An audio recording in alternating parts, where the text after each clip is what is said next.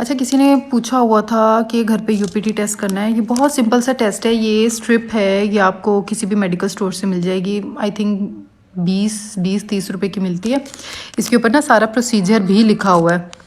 तो ये देखिए, इसके ऊपर जो है, अगर तो इसके ऊपर एक डार्क लाइन है और दूसरी जो है बिल्कुल आई नहीं है, दैट मीन्स के जो है वो नेगेटिव है। और अगर दो लाइंस आई हैं और दोनों डार्क हैं या एक फेड भी है, तब पॉजिटिव होता है। तो एक ऐसा जो लाइन डार्क आनी चाहिए वो आ रही है, और जो ऑलरेडी होनी चाहिए वो है ही नहीं है, तो मतलब आपकी स्ट्रिप ख़राब है। अब मैं आपको इसमें ना ये दिखाती हूँ।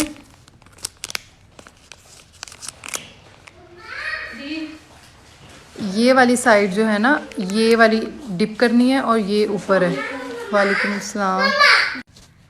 तो ये जो कैसे करनी है? हाँ, ये जो पिंक वाला है ना, ये आपने हाथ में रखना है। ये देखें नीचे एरो बने हुए हैं, तो ये आपने अंदर यूरिन में ऐसे डिप करना है, यहाँ तक डिप करना है।